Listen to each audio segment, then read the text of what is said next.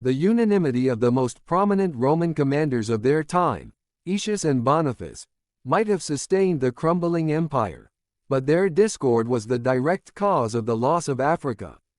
So what happened? Aetius is a figure so vivid and expressive, so grateful as a character in a work of fiction, that he usually appears as a positive character.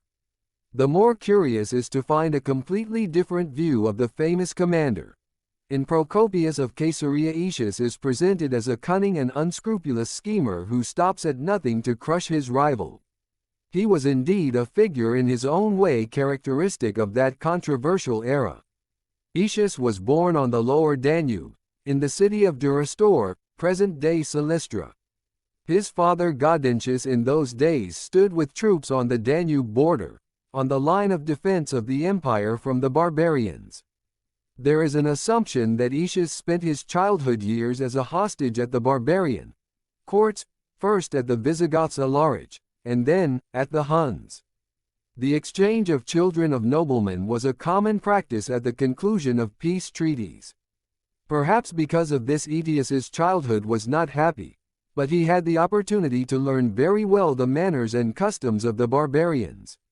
Subsequently, Aetius, perfectly able to negotiate with them, perfectly commanded them and had good personal relations with many barbarian leaders, including Huns.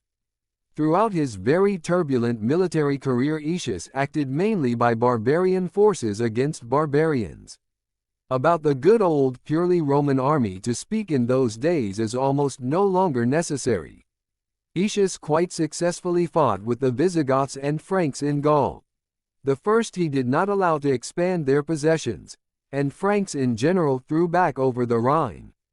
Returning to Ravenna, to the imperial court, Aetius was already considered the most famous of the Roman generals. Young Valentinian III ruled in Ravenna. Spoiled by his mother, Galla Placidia, he grew up a man with great quirks, poorly educated and interested in things inappropriate for the emperor. Astrology, the science of poisons, luxury goods and available women. At such a court, intrigue bloomed in full bloom, and Aetius immediately plunged into this complex and unsightly world. He did not like that in the fertile rich Africa almost unlimited power enjoys his rival Boniface. Aetius is credited with some pretty dastardly scheming. He began pouring poison into Placidia's ears. Does Boniface not want to separate Africa from the empire, becoming a full ruler there? It must be said that such an assumption had every reason. Separatist ideas arose in the breadbasket of the empire, with unenviable regularity. Aetius allegedly advised Placidia to call Bonifacius to Italy and ask him to his face some questions about his intentions. At the same time, Aetius wrote to Boniface, warning that Placidia intended to summon him to Italy in order to destroy him. Boniface believed Aetius's letter and flatly refused Placidia's orders to appear. Placidia, in turn, interpreted this refusal as treason. In reality, the situation was probably less exciting. When Placidia decided that Africa was too independent and that it was time to bring it back under the control of a central authority, Aetius was still in Gaul. Thus, the idea of suppressing the separatist sentiments of the Roman Africans appeared in the ruler of Ravenna, long before the plot against Boniface, if any. Placidia sent an imperial army to North Africa under the command of Mavortius, Gallio and Seneca. In other words, there is every reason to believe that the disobedience of Boniface to the central authority was not due to the cunning. Aetius allegedly sent a fatal letter, but 2 years earlier. After the death of 3 generals against Boniface, Ravenna appointed Segismund as Commissar of Africa. It is worth clarifying here exactly what is meant by comite. It is the position of a high official sent by the emperor to perform a specific task.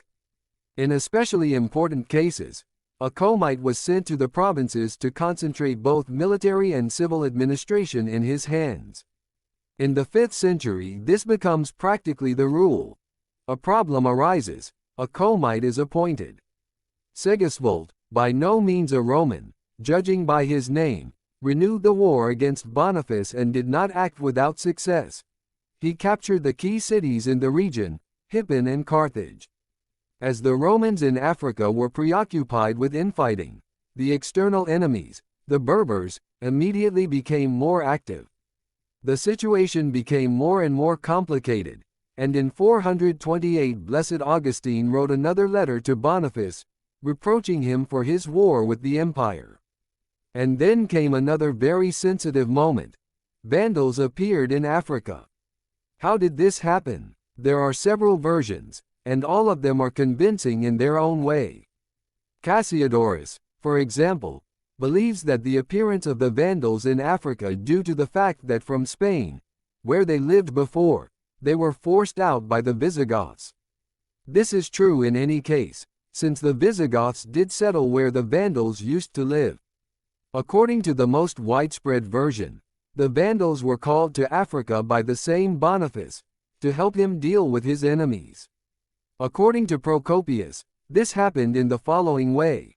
Boniface realized that to resist the Roman emperor he could not indefinitely, sooner or later will have to go to Italy, to appear there before the bright eyes of Valentinian III and his mother and to answer for his deeds.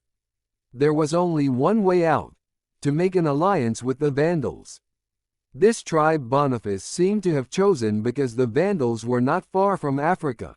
For the invasion they only needed to cross Gibraltar.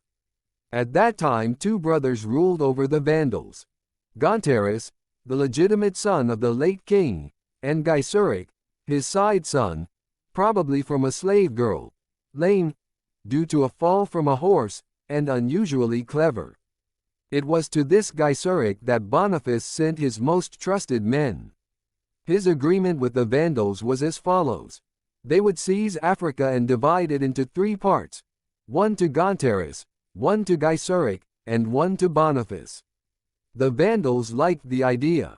They withdrew, freeing the territory for the Visigoths to take over.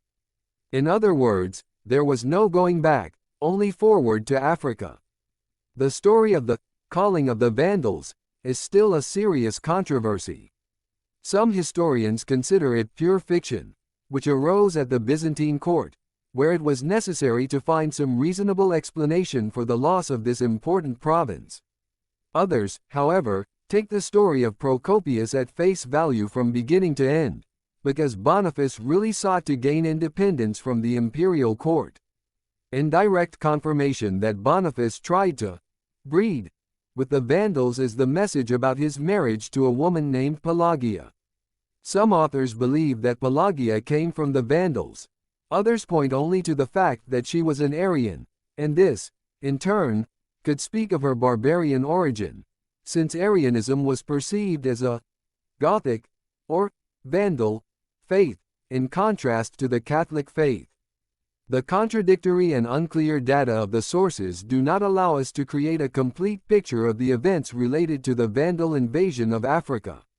One thing is certain. Boniface's struggle with the empire created a favorable situation for the Vandals. It is not excluded that Boniface in fact was going to hire some Vandal units and negotiated about it with Gaiseric. However, the invasion of the entire mass of the Vandal tribe in Africa was a complete surprise for him and forced him to reconsider his position.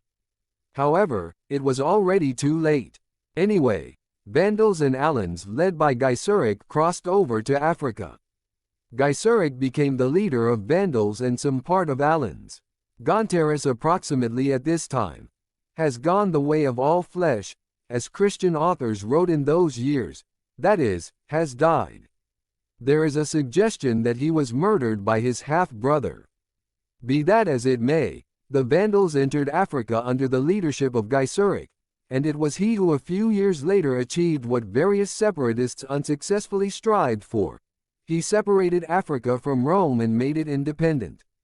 According to one version, Boniface's friends in Rome were extremely surprised to learn that he had called the Vandals to Africa. There was his decisive explanation with Galla Placidia, here allegedly, and revealed the whole intrigue. Aetius, who tried to quarrel, Queen Mother, and her faithful commander. Another version is that Boniface was horrified to see what he had done. Hordes of barbarians filled the Roman province of Africa. In vain Boniface begged the Vandals to leave this country. Say, he changed his mind, made peace with Rome, we need to agree. Gaiseric was satisfied with the situation, and he was not going to negotiate. He wanted Africa, and he got it. It is also known that the imperial government felt unable to suppress the separatist movement in Africa and decided to compromise with Boniface. In Africa was sent to the imperial commissioner Darius, who managed to persuade Bonifacius to make peace with Ravenna and reunite the African province with the central government. But it turned out that it was not so easy to do. The Vandal king had completely different plans, and he was not going to make any compromises. Then in 430 Boniface came against Gaiseric with an army and was defeated, after which he took refuge in the city of Hippon. This city, 200 miles west of Carthage, was considered a true stronghold of Africa. It was called Hippon of Kings, because it was once the seat of the kings of Numidia. This crowded port was famous for its trade, and the land around it was fertile. The siege of Hippon lasted 14 months. The city steadfastly withstood the calamity, but in July 431 Boniface surrendered Hippon, evacuating all the inhabitants. It is written that at evacuation they occupied on ships the places freed as a result of death of soldiers. At the end of the same year from Rome arrived reinforcements, an army under Aspar. But a year later in the battle again won the Vandals. Gaiseric was not in a hurry. He acted consistently and thoroughly. The Vandals came to Africa, seriously and for a long time. However, Rome had no idea about it yet.